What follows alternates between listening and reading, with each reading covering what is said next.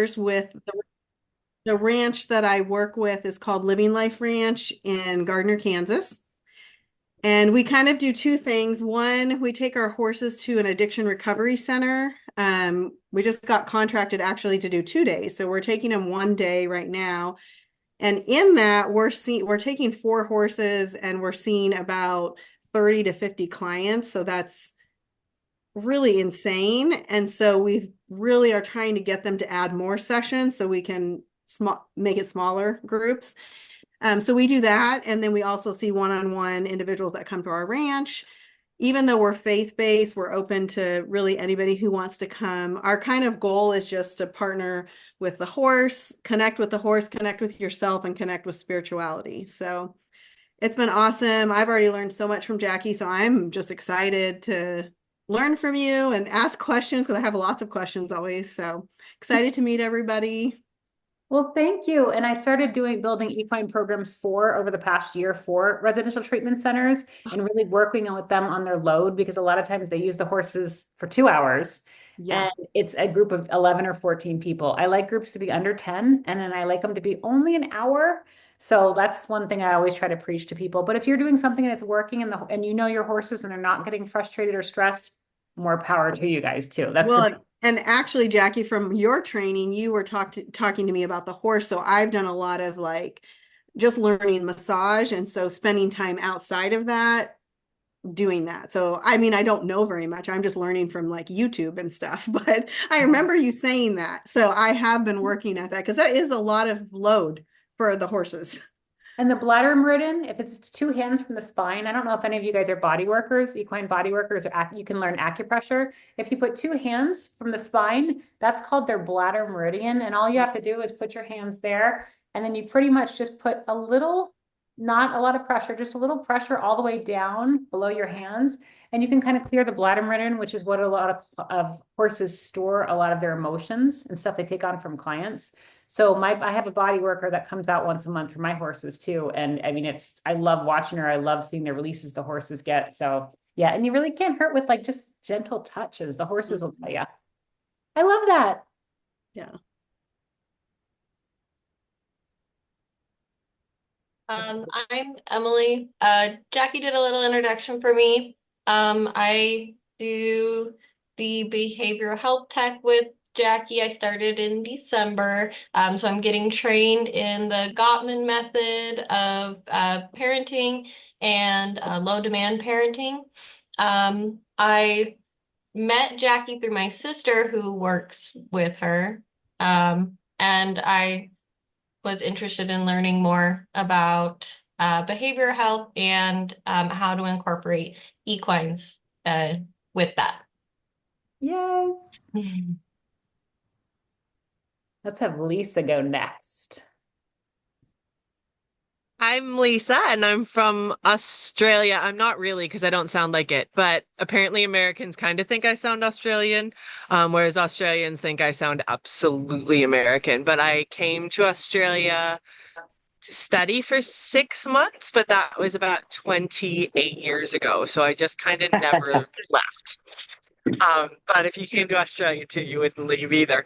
But so I'm out here. I'm a social worker based, and about 3, 4 years ago, I studied it over here. It's the Equine Psychotherapy Institute, and did a certificate in equine therapy to start my practice, and then got horses and have kind of snowballed from there. And I have to thank Jackie. I spoke to her randomly over a question about insurance on Facebook, and we kind of from there started chatting. And she's introduced me. I All of a sudden Jen ran IFS training out here, and so I got to do that. And I'm linked in with Susan Fay, which is just amazing, because I was so jealous of the consults at her place.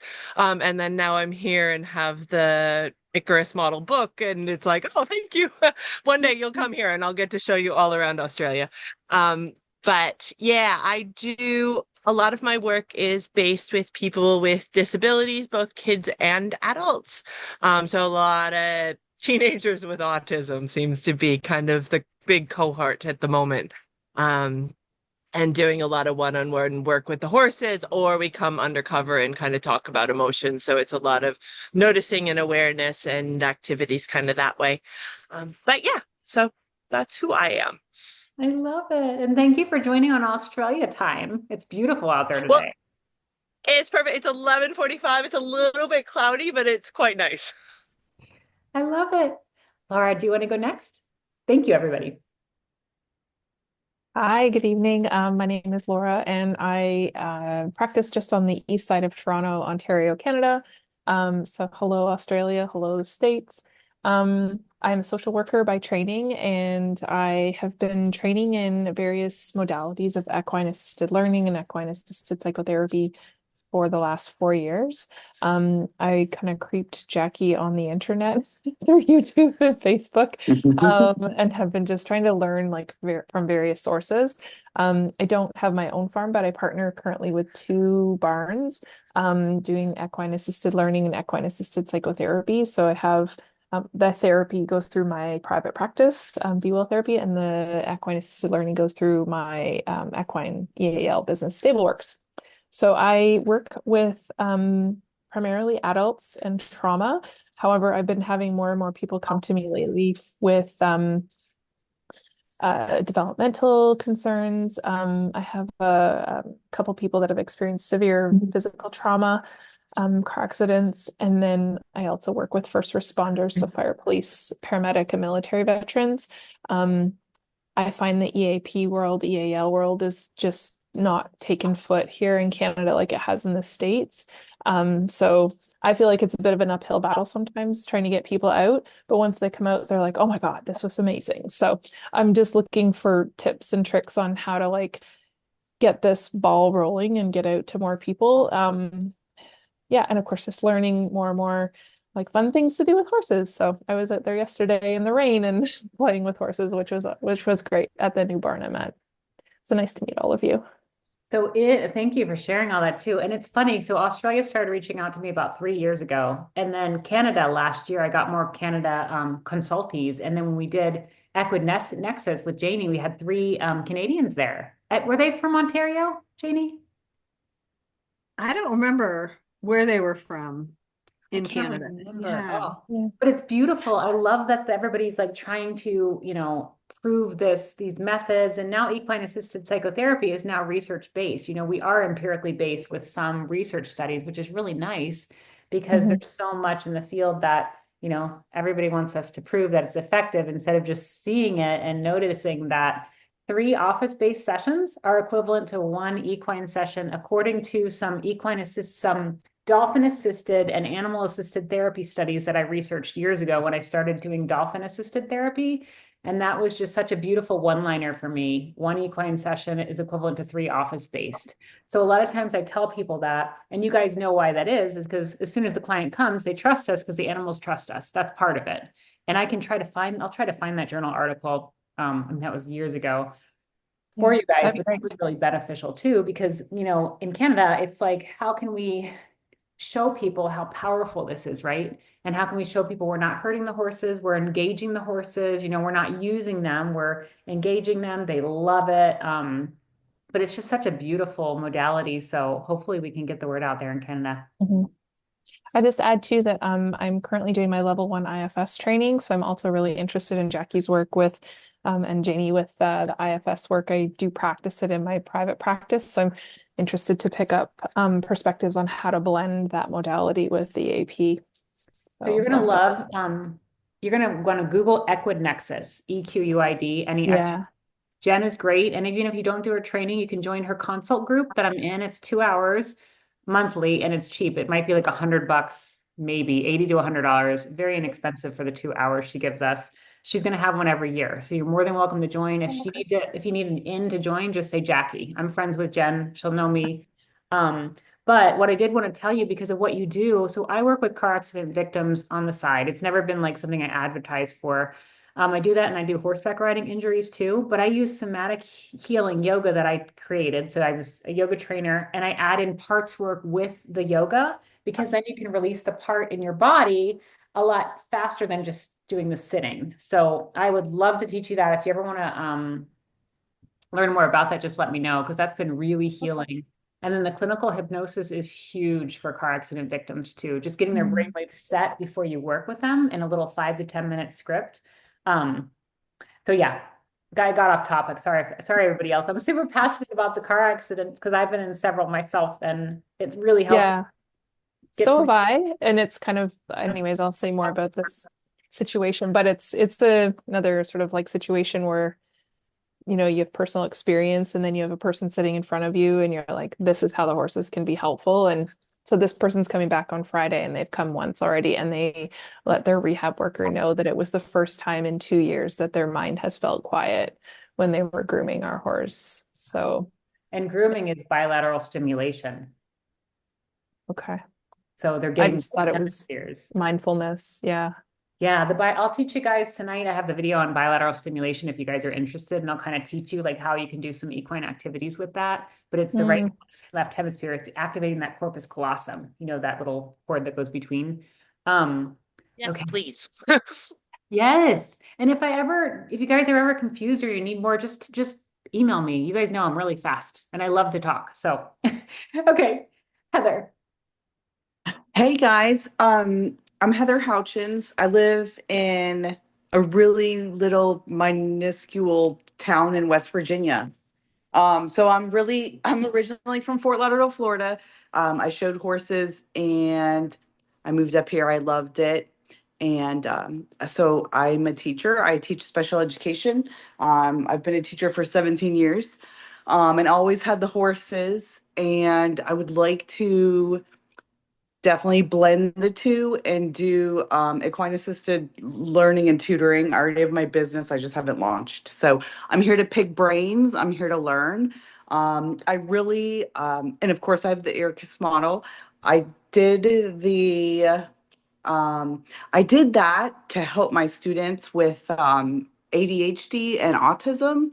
And I'm really interested in the breath work, of course, and working with my students, the bilateral connection that you just talked to, stimulation that you just talked about. I'm so interested in that. So as I'm writing this IEP, I'm gonna just like take notes. And so I'm really excited, and it's so wonderful to talk to all these people from all over the world. So I'm really excited about this group. So Yay. thank you. Yeah.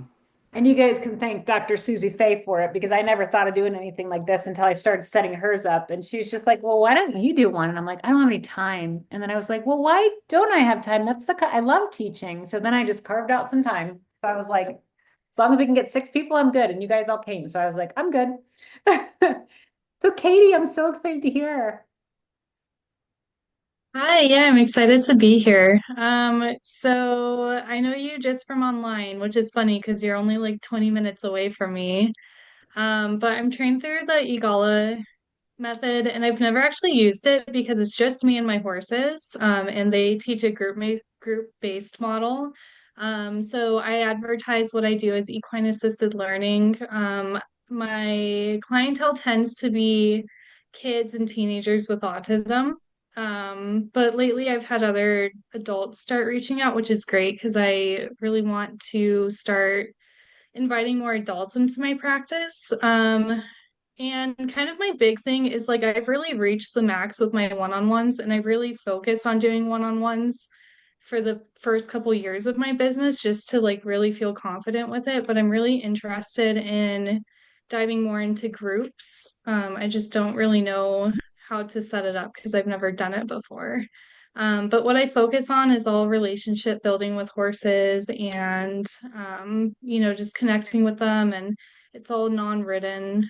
Um, just really, yeah, just really good grounding connection work with the horses. I love that. And I've heard so many things about you from Erin, from Lottie. I mean, all of our connections. I know we do need to meet up one-on-one. My life has been, Yeah. it's like, I think October. It's a lot. But no, we need to make time and do a Friday or something like that if you're free. But I wanted to tell you, I do, a lot of you guys are interested in autism, and I did a training on autism that I'll give you guys a free code to. Just email me and I'll give you the free code. It's about 75 minutes online. It was one of the first trainings I did. So it's like, you'll see, I learned a lot from like having to merge videos because I couldn't talk for 75 minutes at once. But it goes over the therapy balls, and therapy thumb balls are really important for resetting the vagus nerve, for stimulation. So if you guys want that code, if you're in my group, you get it for free. Just go ahead and email me and I'll add you to the YouTube private video so you can see it. And then Katie, I did a whole, I don't know if you even bought my training. I did a whole training with all my secrets and tips and stuff, an hour long on my website. It's like 75 bucks. And then you can learn how to do groups, how to market them, what to do, like tips, all kinds of stuff. So that is an option too. And then you can pick my brain in here, all you guys once. We typically have 3 to 4 groups running every week, and we keep groups all throughout the year except for August and December. So we've been really lucky for the past decade to have super busy groups. Groups aren't as busy this series though. Our groups, instead of having 5 or 6 kids in them, they have like 3 or 4. So I don't know what's going on like this spring because it's really weird. But anyway, yes, because my goal is to help you guys in your individual practice and then help you guys as a whole too. So that's why I'm trying to make sure I talk with you guys after you introduce, just to make sure I can hit something that everybody needs, because I want these to be super helpful. Awesome. Let me just make sure I covered everybody. Okay. So Carissa is going to get the recording, and we cannot wait to meet her our next session. So what I think I'll do is see if you guys have anything you want to go over before I talk a little bit about bilateral stimulation. Is there any like case conceptualizations or any questions you guys had about the Icarus model or EAP or EAL in general?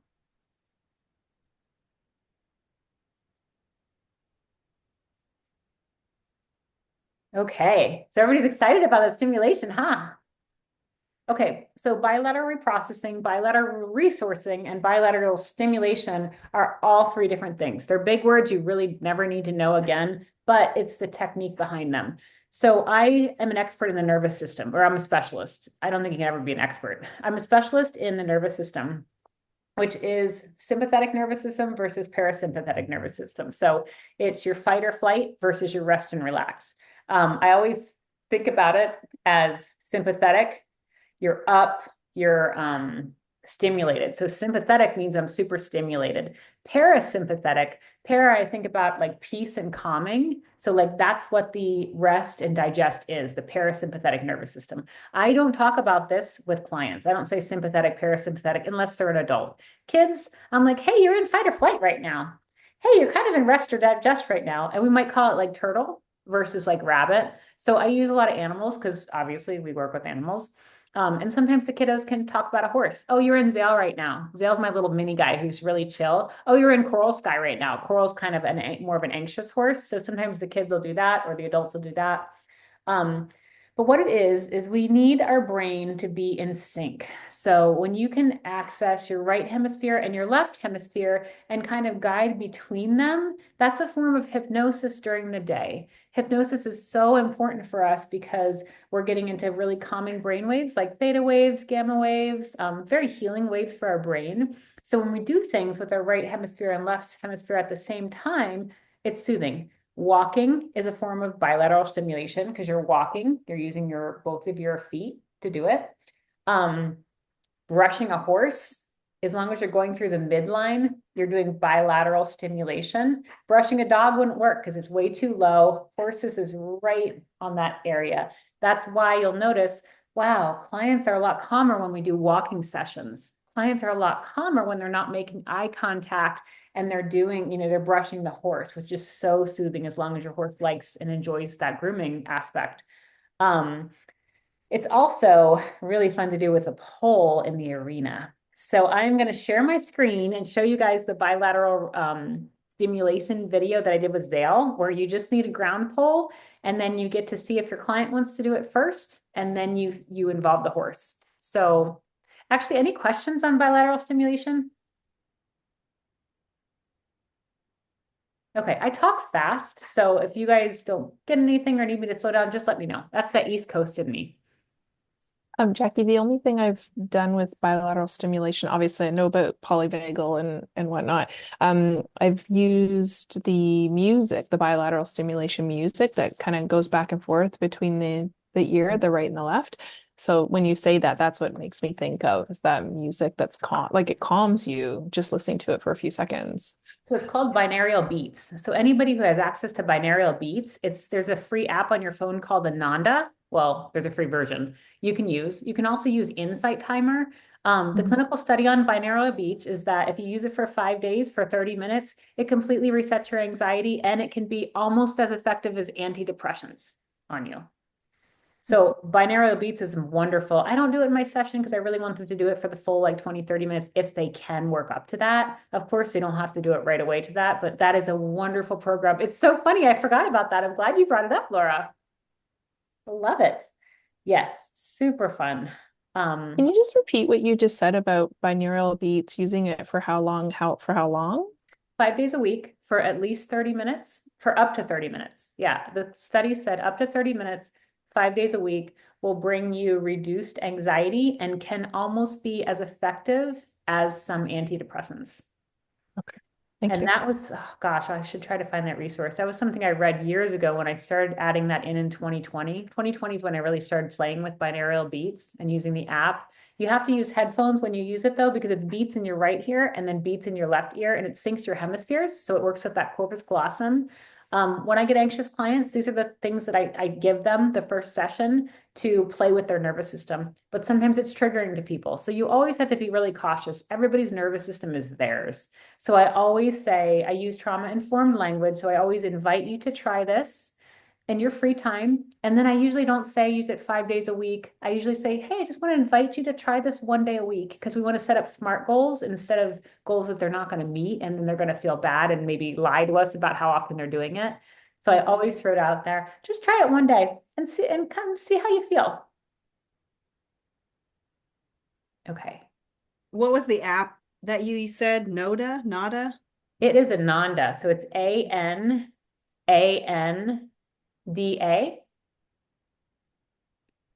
or Insight Timer. Insight Timer is a free app that people add stuff on. So you just have to put that as your disclaimer when you refer them. You just say, that one's not regulated.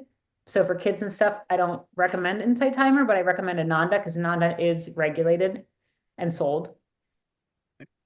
And in Australia, you should have access to these, Lisa, I think. I hope. Okay, good. Gotta make sure we're doing it for everybody. Okay, I'm gonna share my screen and I practice this, so you guys should be good. Boy, I have a lot of windows open. Okay, let me see why it's not picking up my YouTube. Okay, give me 1 minute. And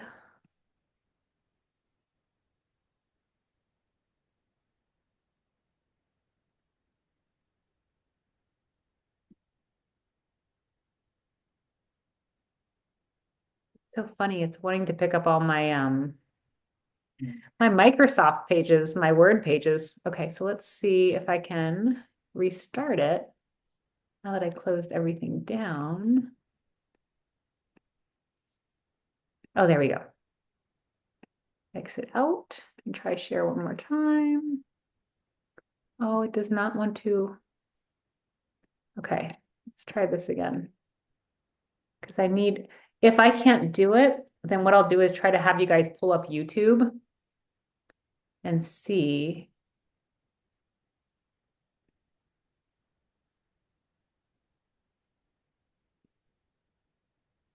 Bear with me. That's why this is going to be a little longer tonight because I want to make sure I don't waste your time troubleshooting. Google Chrome. Yes. Okay, I got it. I'm so excited. Those of you who know me know I'm not the best with technology. It worked. It worked. Yes. Okay, so I'm going to play the video, and this is a really raw video I did in like 20 minutes, and the horses were pushing the camera over, so just bear with me. Okay, can everybody see and hear? Hi, everybody. Thanks for coming to my consult group. Yes. This is Fiji. I'm Jackie of Sky Therapy, and my mini horse is over there. I wanted to show you guys a few things tonight since it's dark outside, so I figured I'd video it. So what I'm going to do is you guys can grab a poll. I want to stop. What nervous system is Fiji in right now? Which one? Parasympathetic. parasympathetic because she's relaxed. Why? Tell me the behavior that marks that. Yeah, so her head's down, she's blinking. I haven't noticed if she's licking or chewing, but her head position, her eyes, her ears. Anybody else want to tune in on a couple other things? I can't tell if that back leg is kind of bent, but she kind of looks relaxed. Yep, he's almost square, almost squared. So he's releasing gas. If you look, I tried to pause it right there. He's releasing gas. That's a release. He's pretty tight right here, but he's released in his jaw. His ears are relaxed because they're just neutral. We always look for the head below the withers. So whenever we say head down, you want the head below the withers because then they're getting that dopamine hit. They're feeling really relaxed and he's blinking. Yes, so you guys hit a lot of the signs that you want to see. And a horse isn't going to be that like that through the whole session. They're going to be activated, but you want to make sure they go back to baseline. So from your barn, I'm going to spin this around so you can see. You can grab a wooden pole. You can grab these PVC pipes. I like these because they're lightweight and they don't splinter. But you always want to make sure you paint contrast on them because horses see better with contrast. They actually see better in really bright colors like orange and yellow. And then you're going to just put the pole out anywhere you'd like. I typically like to do activities at liberty with my horse, kind of in a herd. That's why I have two right here, just so they're together. You know, they can be horses together during a session. And it's a little bit less stress for them too when they're in a group. So sometimes I'll start with the horses and I'll ask the client to see if the horse can go over the pole like this. So the pole is pretty much between their legs, which we call bilateral stimulation. Sale plays this a lot. So you can see he's already set himself up somewhat. But what we can do is ask them to see if they can get the horse in that position. Or what you would, if you'd like, you can ask the client, hey, I wonder how comfortable you feel standing around this pole. So stand around this pole, however you feel the most comfortable. And I can guarantee you people aren't going to stand like this. In all my years of doing this, nobody has. So typically they stand like this, or they might stand in front of it. So it's really neat. And what I do a lot in equine is I like people to figure out what's comfortable for them because I never want to correct them ever because whatever they're comfortable with is what they're comfortable with. That's trauma-informed language. So a lot of the times I'll say, what would you be most comfortable with as you stand by this pole? Or when I do, face-to-face activities, I say, are you more comfortable standing face-to-face with somebody or kind of standing a little bit like turned off to the side with somebody just to kind of get a baseline on that before I do the equine activity to see their perspective. And then when we try to get the horse around it, you're just doing very gentle movements. It's really about the client kind of joining up with the horse. So if you see the horse frustrated or you see the horse handling them kind of rough in any way, you sit down and you process. But you process by asking questions instead of saying, don't do that. So it's a lot about, hey, I notice you're So this is really, really important. EAL didn't really teach this a whole lot. I think they touched on it in 2010, and I'm sure they do it now a lot better. But when we do equine, you don't go in. If you work for a treatment center, I understand why they have rules right away. But if you don't, and you're owning your own practice, we never go in with rules for the horse because when you do sessions, you're always going to start with one-on-one, most likely. And you're right there with the client to help them if they do anything dangerous. The reason why I don't touch the horse in the face, don't do this, don't do that, don't do that, is because how would you feel if you went into something, you had like 5 or 10 things to remember not to do? You'd be in your sympathetic nervous system, not your para. So I always say, hey, let's go meet the horses. Hey, what do you know about horses?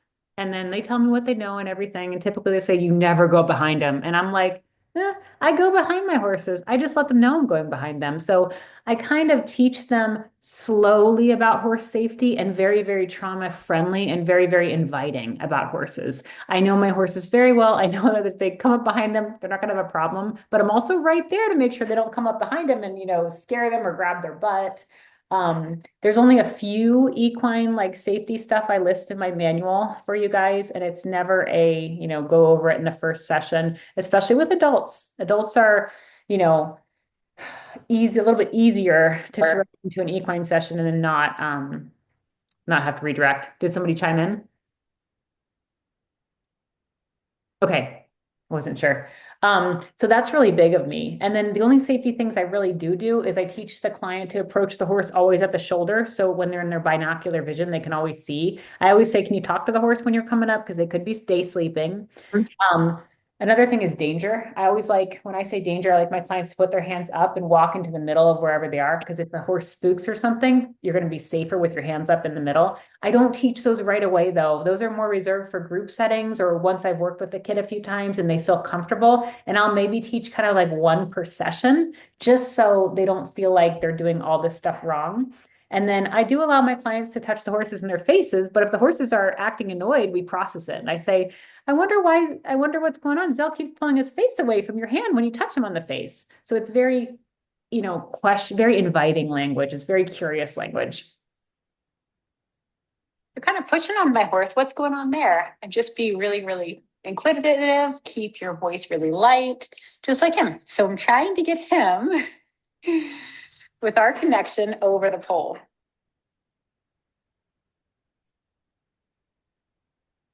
I tend not to use treats in a lot of my interventions, especially in the herd with clients. And then sometimes what clients will do is they will put the pole with the horse's permission. Can I put this between you? Between the horse's legs like this. And sometimes it works, sometimes it doesn't. Right now, he's okay with it. And if a client did that, I would say, boy, how clever. So I will never be like, that's not right, because there's no rules in this. So if they're super clever, more power to them. But I want to show you guys a little bit of the lead line work if your horse is okay being led, if you choose to do this. So let me go grab his halter and lead line. Fiji is sucking on it over here. Thanks for keeping it safe, Fiji.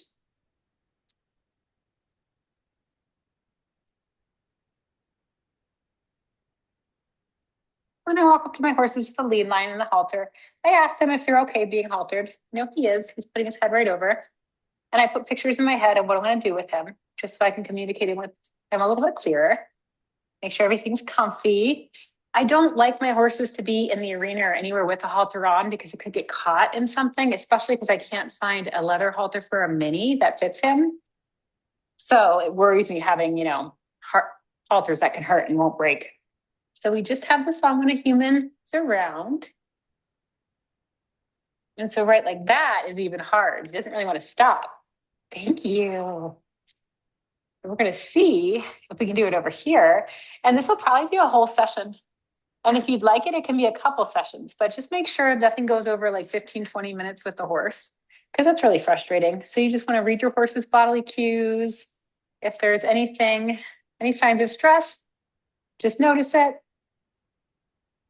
Like him, he got a little bit pushy with me right there. We're going to do one more pass and just see what he wants to do. And this also teaches patience. And then you can see a client's frustration tolerance. A lot of these kind of activities, I'm assessing the client to see what I need to help them with, or we need to kind of develop in them too. Almost, little man. Oh my goodness, that was fancy. So he literally crossed his legs over that. That was so cute. Okay, thank you. Yes. So this is a fun little activity to do. And remember, in equine assisted therapy, especially the Icarus model, it's not about finishing the task. It's all about the connection. It's all about how you see the client, what they're doing, how they're working with the horse, how the horses are acting towards them. In this situation, Fiji decided to sleep over here after he was chewing on the camera. So after he was chewing on the camera, and now Zale pushed the camera over. So my boys love to play with my horse camera. All right. So thank you, everybody. Oops. Okay. So, and that's kind of how I do videos. I'm not going to retake them because the horses push them over. It's all about us trying to work with them on their time, and they're going to want to play with fun things that are in the arena. I can redirect, but I'm also like, if I have something in the arena and they're going to chew on it, it's really their territory, their space. So I'm big on that. Now I have to figure out how to get back to you guys. Oh, I did it. Awesome. Okay, questions Jackie, about that. how is that bilateral stimulation? So we're Because I stimulating. know going across the midline is, but if they're just standing with something in between that, how does that? It's the right and the left. So if the item is in between, so they're having to access the right hemisphere and the left hemisphere to be around it, to be over it on each Okay. side. Yeah. So it's kind of a tricky thing. So it's actually really healing for horses. You'll see if you do some riding, sometimes the trainer will say, "Hey, get over Hmm. the pole and stay there for a little bit," because they're trying to kind of reset the horse's brain. Um, yeah. How does that, because I've always heard that, the horse's brain, the right and left don't connect. So that's why what you do on one side, you have to do to the other. How does that play a part into that?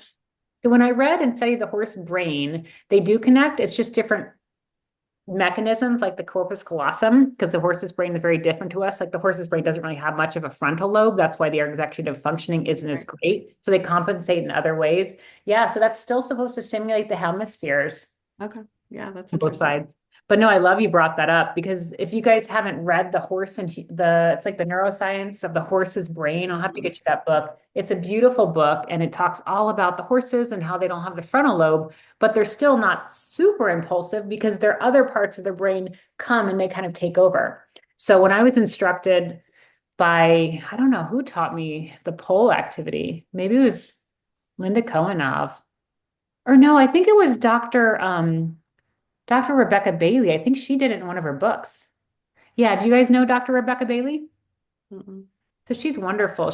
I think her program's called Equine Connections, and I believe she was the one. She has a polyvagal theory equine book that's beautiful. It's very short, but it's a beautifully written book. And maybe it's in there, I want to say. I have about 10 equine manuals I read. So stuff kind of blends. So the stuff I teach you in this is going to be stuff I've learned along the way, but it's nothing that anybody's trade secreted at all. So it's nothing private, nothing I can't share, nothing that EGALA taught me at all and told me to keep, private. It's all public. But have any of you guys used that one before, the pole activity? Mm-mm. My instructor has told me to do it to build up some muscles for her of getting her to do it, but she's never talked about the bilateral part of it. So it'd be interesting. I don't know whether she just didn't go there or whether she knows about it as well. I'll have to ask her. Yeah, I was trained by an equine assisted therapist to do it. So I don't know if the trainers know it, but I know my trainer. No, yeah, because when I was little, my trainer, but she told me to stand over it like Zale was in the beginning, kind of like when he like had 2 feet in the front, feet in the front, and then two hoops in the back. But no, I did have a dressage trainer at a clinic that had me try to do that, and we weren't doing it. It was impossible. But Yeah, I can't remember why she had me do it, but it was something about building muscle and straightness and balance rather than, I think, the polyvagal side of it. But yeah, I love that. Any other questions? Any other ways you guys would like do it with your clients, or any questions about like some of the feedback and suggestions I gave you guys? I'm just wondering, like, what kinds of questions you would ask a client when you're like assessing, watching, observing, noticing the client as they perhaps struggle or try to problem solve through this exercise. What kinds of questions would you pose? Yeah, so I always use the trauma-informed language, and it's always pointing things out. Just like when you write a clinical note, you never put judgments in there ever. It's always client did this, horse did this, client did this. And when I do my clinical notes, I do put the horse that we utilized for the session. So I remember, the client remembers. It's really important. And I believe Igala was teaching people, it taught my last two supervisees not to put the horse's name in the note. So I just wanted to clarify, you put the horse's name in the note. But I asked them questions. Let's see. I would say, oh yeah, I notice Zale is really pushing on you with his head right now. What do you think's going on there? So it's real, and see how my voice inflection is really nice and fluffy and high. And then I kind of keep my facial expression to just be really inquisitive, or maybe even a little bit neutral. You just want to make sure the client doesn't feel like you are putting them down or you are um, questioning them in an Mhm. uncomfortable way. So very inviting language. Another thing I would say is, wow, I noticed that Zale's really pawing. Oh, at the end of the activity, he pawed. What do you think's going on there? What do you think he means? And it's never wrong. Whatever the client thinks, it's always tied to their life, which is amazing because you will get so much from these questions. I kind of call it Socratic questioning because we're questioning over and over again, being very, very inquisitive. Another one would be, I noticed when you grabbed the halter, Zale looked at you right away. That could be, you could try to see what they think about that. Like, oh, well, he was looking because he didn't want to put it on or something like that. If they're always going to give you a negative answer, that's a window into their brain too about negativity. And then you wouldn't address that, but you would address it through the sessions. And there's some Icarus model activities. I don't know if you have a manual or not. The Icarus model activities, there's an emotion one where you kind of like label the horses an emotion and then you see how the client would cure it and what they would do. A lot of them feed the horses, so offer food or sleep or something. And it's like, oh, like, well, sleep and food can't really solve your problems. Like it's nice to nourish our bodies. And I never say, I'm really cautious with that. So whenever clients want to feed the horses or do something with food, I say, so food's very soothing to you. And then eventually we work on how to be very cautious with using food to be soothing because, that can cause, disorganized eating or, obesity. So I'm just really cautious with that, but I would never correct a client right away. It's always down the line when you have more rapport and I slip it in with the horses. So probably the next session, I would do a feeding session where we feed the horses. And then they would be like, why does the mini only get a handful? And why does Fiji only get a handful? He's bigger than Coral and Coral gets a huge bucket. And I would say, well, the metabolisms, Fiji's breed, he's from Spain. And in Spain, the horses gain weight really fast on really little portions, whereas Coral's a quarter horse. She's from here and she needs to eat a lot more to be fit. So that's kind of how I do it. Jackie, when one of the things I realized, and I've worked at this, is but when to come in when a client is struggling and they're not asking you, but you're noticing all these things, like when to come in, like, do I come in right away? And I, have realized that I'm a rescuer, so I've had to do work on myself for that. But when do you have or is it just depend on the client and the horse and you just kind of. So it always depends on the client and the horse. So I will assess people during the first 1 to 3 sessions, and I do really easy, light stuff where they won't get too frustrated. But if they do get frustrated in the beginning, I'll rescue them and then I'll play with it. Then I'll rescue them, then I'll play with it. So I have this little kind of window. It's like a dance that I do. And then I see, okay, can they go 30 seconds? I'll literally time it. Can they go 30 seconds? Uh-huh. Oh, sorry. So then they'll go 30 seconds and I'll try to see, okay, their window right now is deteriorating, so I'll help them. What I do is I read a lot of the body symptoms. So I'll read, are their pupils dilated? Are they making faces? Are they getting really tight here? Are they turning a different color because they're getting flushed? So I try to read their body really well. I also get a lot of intuitive feelings. So a lot of times I can kind of know, I think I know what they're feeling or what they're seeing. And I'll jump in when I feel like I'm so uncomfortable with their energy right there that I'll jump in and help. But it's in a very, very light way. So I don't take over anything. I usually redirect them to something that feels good. And then we come back to it. And then sometimes I say, do you need help? What do you want me to do? Or do you want a helpful item? What item could you choose to help you with this? So I kind of use successive approximations. So it's like, I'm not going to go in and do it all for the kiddo, but I'm going to help shape them just like teachers do to find the answer, right? Because you know how when you guys figure out a math problem in school, the teacher didn't just come in and do it. She said, well, what's 2 + 2? And then what's that times 4? And then you get the answer and you're like, wow, I did it with your help. That's how I do it in equine therapy. It's the same thing, just these successive little wins the kid gets. And then you push them all together and they're like, wow, I haltered the horse all on my own. I'm like, you sure did. So does that help, Janie? Yeah, it does help. And I think one thing I've learned is a lot of times sessions, especially at first, will bring up my issues. So then I have to work on that, like silence was really hard for me sometimes. And then I'm like, oh, I guess I need to work on that. Yes, silence is huge. And I use it. It was so hard for me too. That's like when I started in 2011, I was like, this is so weird. It's so uncomfortable. So I found myself counting in my head.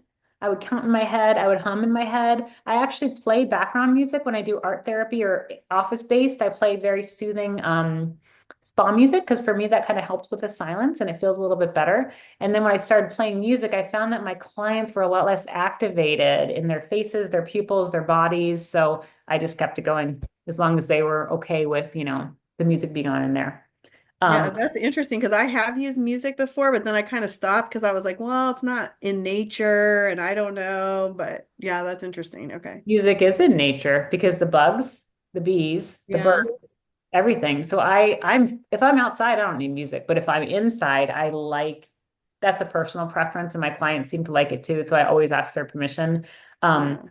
but yeah, it's very intuitive what we do. And there's a reason why you guys are gifted enough to do what you're doing. Horses accept you, the humans accept you. I love, love, love that you guys are neurodiverse people too. So like you're working with these autistic kiddos and adults. And that's been my passion since I was 18. That was like what I was drawn to. And I've been an autism advocate in the school system and all over the place for many, many years. So I love, love, love hearing that. And we can never really be an expert, we can be a specialist, we can work really hard in this field.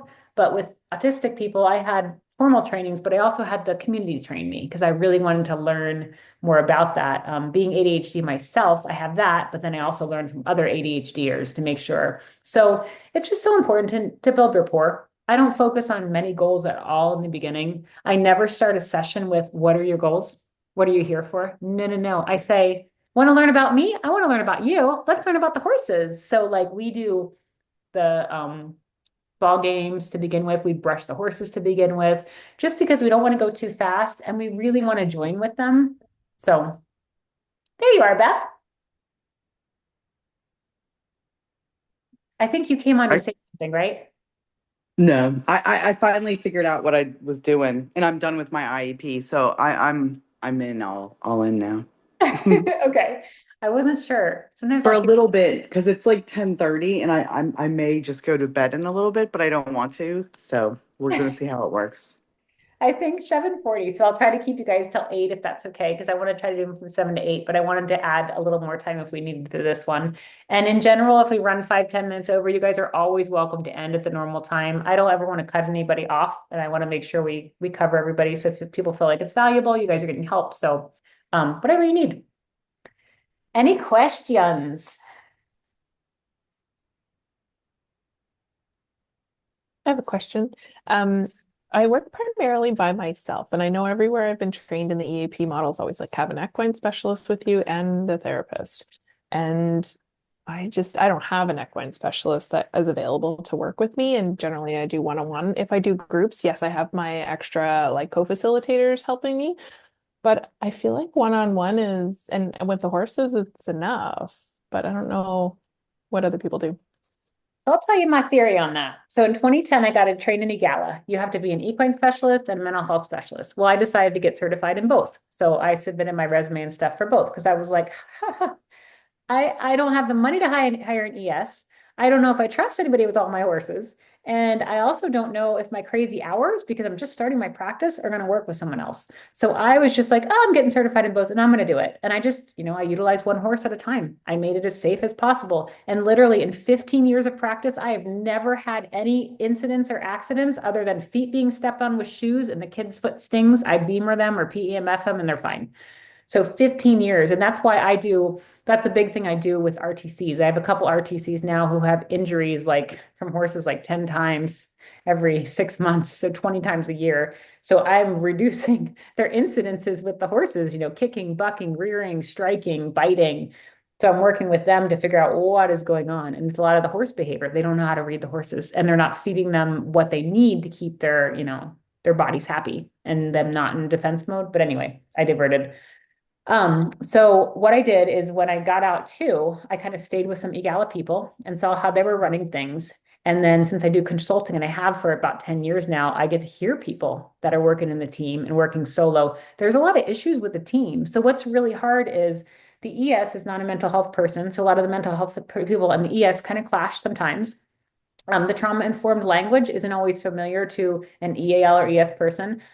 I know so many of you guys are totally, informed and stuff. So, and then it's really hard. You have to have a really great relationship. And then what happens if one of them is sick? Do you call in a sub and hope the client's okay with that sub? I don't know. And then on rainy days, so this was an issue that was brought up in a consultation this year. She was like, I don't know what to do because my equine specialist gets paid half the session.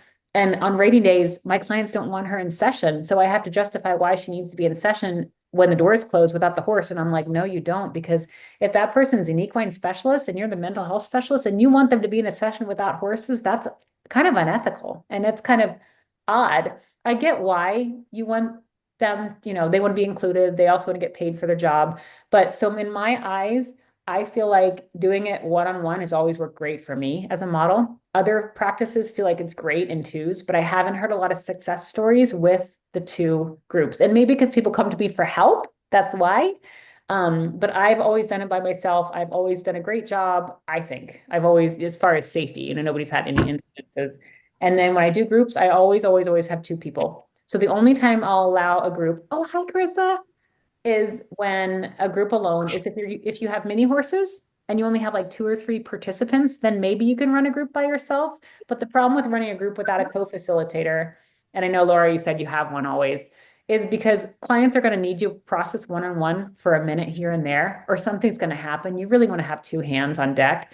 And there's so many millions of volunteers in this world that would love to do it. So what I do is I have my licensed therapists, my interns, and then my techs run the groups with me.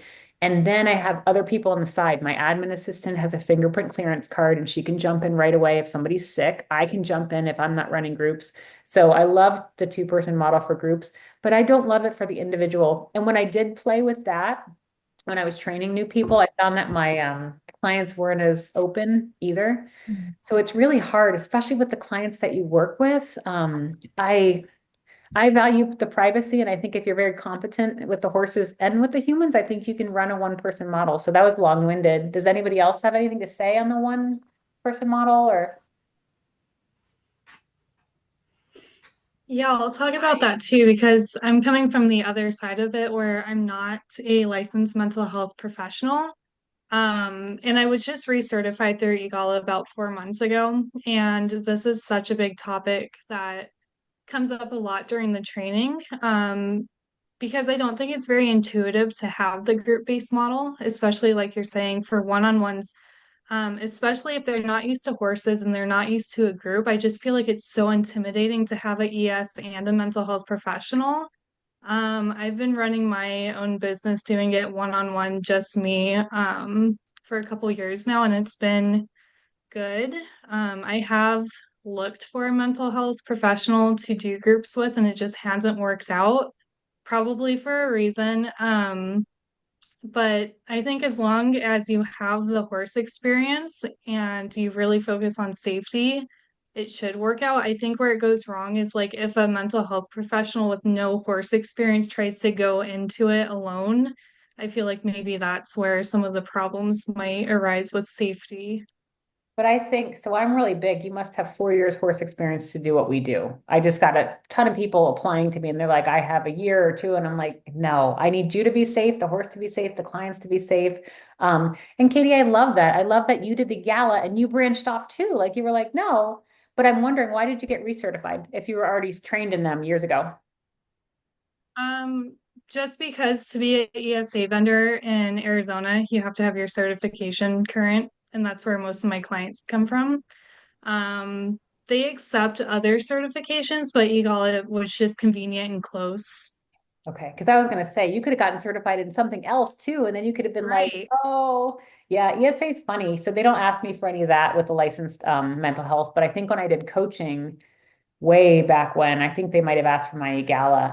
And okay, so in 2010 with the gala, if you wanted to keep your certification, at the time I had to go out of the country or I had to go like all the way to the East Coast because what they did is they didn't have like CEUs. You had to actually go and attend the first level one, the whole week long thing again to recertify. And I was like, no way, like this is not okay. So I just let mine lapse in I guess 2014. I think it's 4 years that you're covered for. Um, but yeah, I think now they're a little bit better about their CEUs and everything. But yeah, so if you ever have to recertify in something else. There's everything, Icarus Model, Equid Nexus, the Herd Foundation is awesome.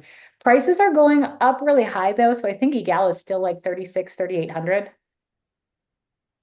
Yeah, I priced the Icarus model, so it was pretty competitive with everybody. But I teach you one-on-one because I don't really like the group model at all. And then like, Heather knows that I really go in with you on what you need. So I work with you on like the little things that you need. I work with you at home with your own herd, and I work with the equine behavior, the 5 personalities, and then I stay on for a year to consult with you guys just to make sure you're doing the model because just like the Herd Foundation, that's their model. In order to be competent in something, you don't just get it once you're certified in a weekend, like, okay, corral is a weekend and you're certified. No, according to the Behavioral Health Board, you have to be, trained for the full year. So if you're EMDR, they want a full year of consult groups, IFS, full year of consult groups. Same with equine. I just did a meeting with the board and that's what she recommended too. Those of you who don't have a licensing board, oh, so lucky. And I think you guys are exactly equal to us. Like, I think EAL is amazing. I do it too. I have a mix of what we call behavioral mod or equine assisted learning. And then I'm also a mix of psychotherapy too. So I think balanced practitioners are great. And that's why I have you guys on here too, because I think we all are so incredibly valuable. And Katie, you've been running an amazing practice and you're full for 2 years, right? And you love it. Yeah.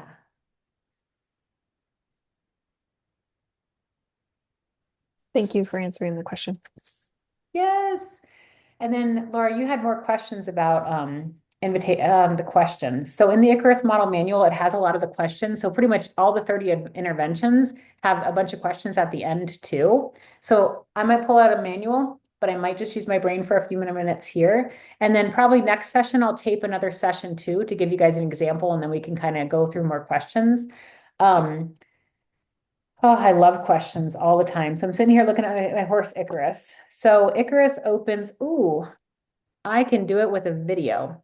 Icarus loved, oh no, there's somebody in the chat. I'm sorry, I did not look at that. Oh, that was a while ago. Okay, I have to keep When, up on that. when we were discussing not not going in with the rules, that's going to be really hard for me because I've always been taught like, this is what you do, this is what you don't do. So it's going to be hard for me to pull back due to safety. And I, not wanting to be sued. So, but I'll get there. But you know what you can do? If you're not comfortable with it, you can decide, let me do some sessions with going over the rules and let me do some Yeah. sessions without. Because I want you guys to feel comfortable in your skin, yourself, and your horses. Well, that's what it was interesting listening to Katie, because I feel like I'm going to be better off doing one-on-one sessions, just while I get my confidence up, and definitely one-on-one sessions before I move into groups. Like I wouldn't want a new student or a new child in with a group that doesn't know the horse and doesn't know, some of his movements, and the communication's not there. So that's really important to me to build that, and build their confidence, so we can get some really good learning in. So And I don't do any groups without 6 to 8 previous screening sessions. I mean, okay. yeah, Okay. I'm really big That's a on good that for number. groups. I have to join with them. I have to make sure they're comfortable around the horses. I have to make sure they redirect verbally, like if they're climbing something or so. I mean, I might throw a kid in after 3 sessions privately, but it just kind of depends because safety is huge. That's why, I've been so lucky to mitigate instances. And then what I think too, so you guys who've trained in the Icarus model is you have to do teach backs for me. So you basically have to do a mock session with a non-client, and then you film it, you put it on YouTube private or YouTube or wherever you want. And you guys are more than welcome to show that once a month. And we can kind of go through the video if you're open to very, very positive feedback about it. I don't want any negative comments, obviously, but we can do that. Or if you guys wanted to do a private one-on-one with me, you can do that too. Just email me and say, hey, I'd love to do a teach back with you when you're available. And I could do it if you're not comfortable in the group setting. But that's also something. So however you guys want to use this group, use it. And Carissa, I want you to do the introduction. Welcome. I apologize. I am on the East Coast, so for some reason, thought we were starting in another hour. So I apologize. So, yes. What would you like me to say or do? You're from the East Coast. Maybe a little bit about what you do with the horses and healing and everything? Oh, okay. I'm a licensed clinical social worker. Um, Originally a special ed teacher and um, a certified path instructor, and then went into equine assisted psychotherapy. So, began my business about 3 years ago. Um, very blessed to have a huge wait list. I do work with insurance, which is a bear, um, but have 12 horses and yeah, have a great practice. But um, yeah, So what so town, what city, and what state are you? I am in Mars Hill. There's a huge force to be reckoned with that's local. Anybody ever heard of Horse Sense? I have. Shannon Knapp. She is pretty close to me, but she's actually, we actually do very different things. And I will say this: um, a lot of people come to me and they want to do internships with me from the colleges, and tell them the number one thing they need is horse skills first before they try to do any kind of therapy with these. And um, I love the fact that you said um, you do it one on one, because I don't have an equine specialist with me. But I also tell people I know my herd. I mean, I've had some of these horses 15 years. I know the herd. I know these animals. Um, and then financially, just going to be real here. I could never afford to pay someone a living wage and pay for these horses and make a living off insurance. It just won't happen. When I took insurance, I got 91, and back in 2016, I got 91.25. And then you paid a bill or 7%. Insurance sometimes asks for some of it back. They usually didn't pay me for 6 weeks, sometimes a year or two. I got a claim for $77 deposited into my bank account, and I haven't taken insurance in almost 10 years last month. I was like, whoa, like that is so sad. So I love that. And I know insurance is paying more. So I know people are getting at least 120, 150 for a session, I hope.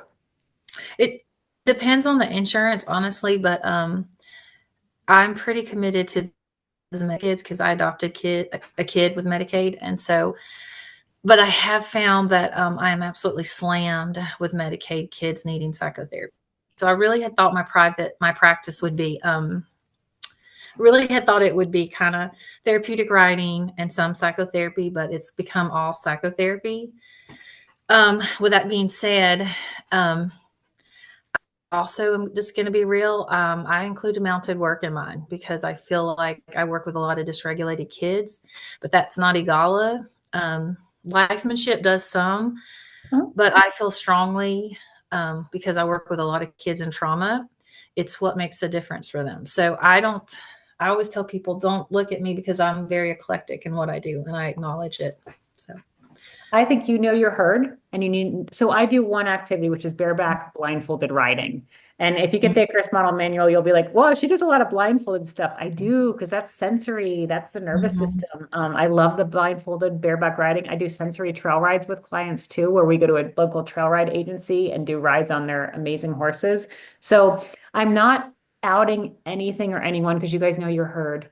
But when I see these videos on Facebook in our Facebook group that we all love, and I see the horse with their ear.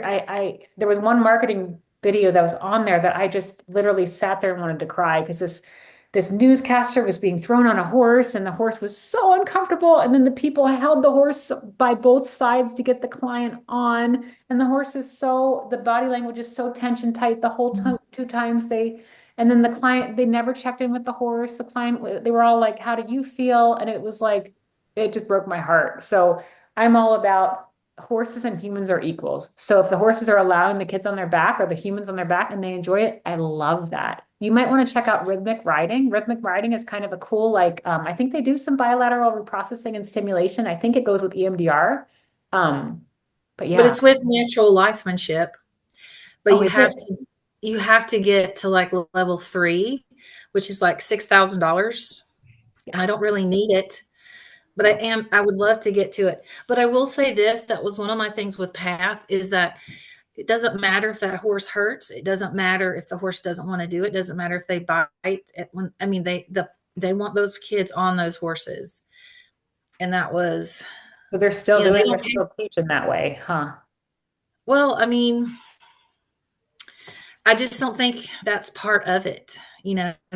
Nobody really stops to say, oh, this horse doesn't want to. The horses don't have a choice.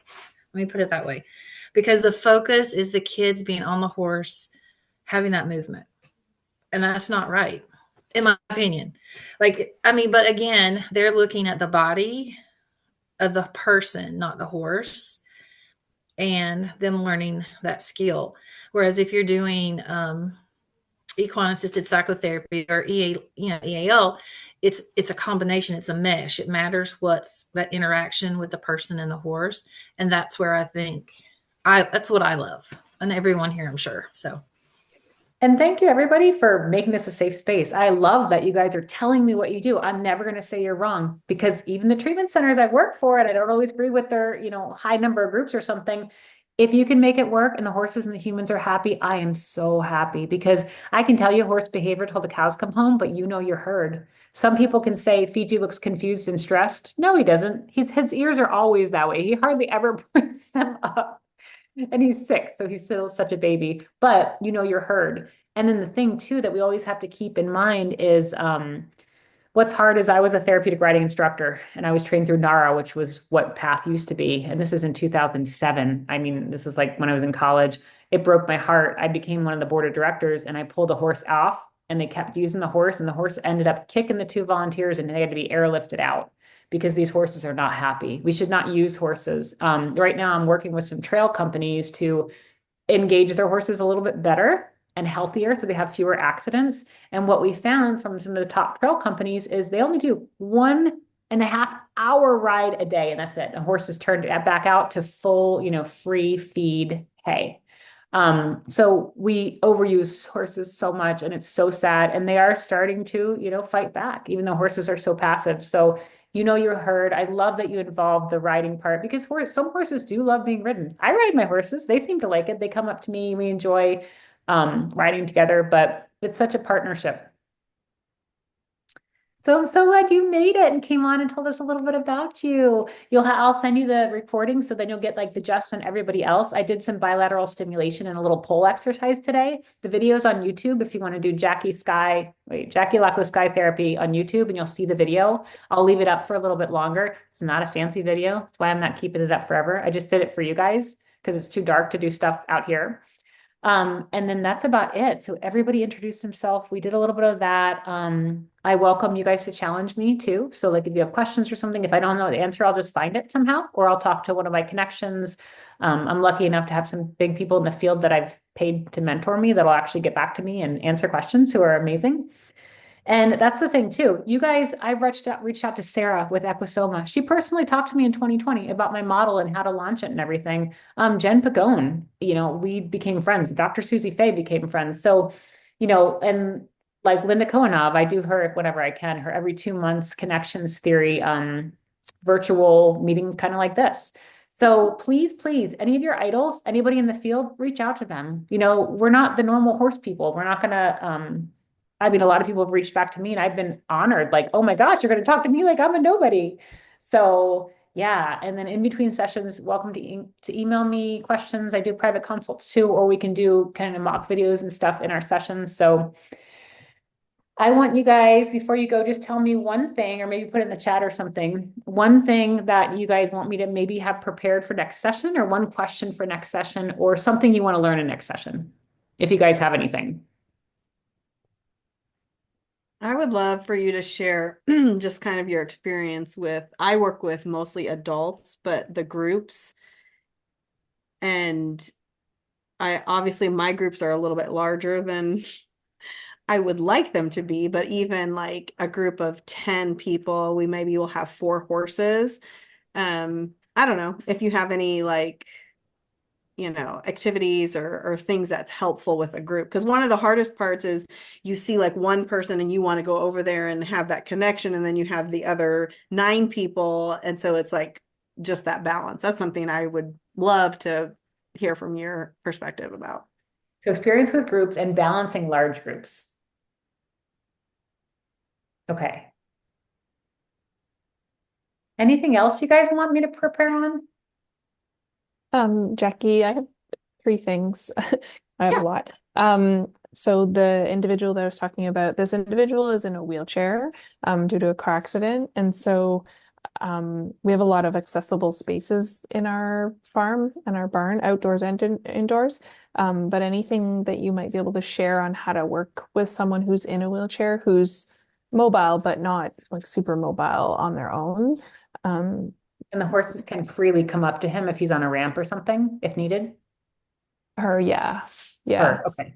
Or like in my mind, I was trying to think of like just having them at liberty in the arena and having her in the middle and letting the horses like come up to her.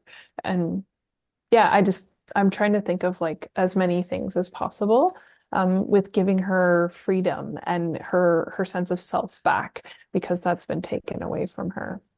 You have her in the next month? I have 3 sessions on Friday, which I feel so excited about because I've never had them like that many in one day, but I've just managed to book everybody returning on that day. So she's coming. I have another woman who's was knocked off a horse twice as a teen, so has some like old trauma around horses. And then another woman who's a teacher coming. So the lady in the wheelchair is my sort of, big question mark. I also have a fellow who's coming at the end of the month they told me he has Down syndrome, but it looks like there's some developmental as well present and quite nonverbal, but did respond to me at the very end of the session last time. So he wouldn't groom or touch the horse, but he was there. He didn't leave. So I'm going to take that as a win. And they said he was excited to come. He used to work with horses, so they wanted him to come back. So I haven't worked a lot with the developmentally delayed population, so anything around that. And then at some point, marketing your group. So I'd love to learn from Katie, who's full with her groups. I've really struggled with marketing. It's not my forte. And again, Canada doesn't seem to have caught on to the beauty of this work. So any help or tips in that would be helpful. I would definitely say grab my training while it's on sale for $75 because it's a whole hour of all that. And it even teaches you how to bill insurance and how to not bill insurance with groups so you can get the better rates, how to market yourself, how to specialize. I mean, I basically threw all my tips into this 1 hour pre-recorded video. So just go online and you can press buy now. And then within 24 hours, I'll send you the link to do it. I would say that's your best bet because if I do it in here, it would take like the whole. Yeah, that's totally fine. Yeah. That's what I'm thinking. That's going to really help you guys with the marketing. So yeah, look into that group, look into that training, and then you can ask questions. Just shoot me email if you have questions. It's CEUs too. I don't know if Canada would approve me for CEUs, probably not. I don't need CEUs, like my college doesn't ask us for that. And then the other piece that I'm wondering, maybe while I have you, is like our insurance, I think is different than your insurance. So everybody has their own like paramedical benefits, and I can do EAP work with someone in their session, whether I'm in office with them or I'm doing EAP. Like the insurance doesn't care what I'm doing with them during the session, just as long as I have my credentials. So. Okay, Katie, and no questions for you? You're good? Okay, Katie has to go, so we'll say bye to her. So group marketing, yeah. If you guys can watch the video and then I'll answer questions, I think that'll be the best. And then we can always, if we needed to add an extra group over the summer and I'm here, we could do that too. So in these consult groups, I'm going to do a series of 4. If you guys want more, we'll just plan more. I just kind of wanted to throw it out there and see who's interested in it. So the wheelchair activities, I might email you a quick activity on that, just so you have something to do before the next month. Nonverbal people, I worked with selective mutism kiddos and people, so I have activities in the Icarus model for that too. Awesome. So I'll go over those in sessions too. Anybody else? Because I think that's a lot. We can definitely do that in the next session. So awesome. Well, I loved it. I hope everybody felt like it was helpful. And if you didn't, I love feedback. Love, love, love feedback. So just let me know. And I'll see you guys all in a month unless you reach out to me. Thank you, Jackie. Thank you guys. Thanks, Jackie. That was Thank great. you. Thanks, Perfect. everybody. Nice to Everybody was meet so you. good seeing your faces. It's good to catch ya. Yes. Okay. End recording. Oh no. Okay, now I got to figure out how to end the recording.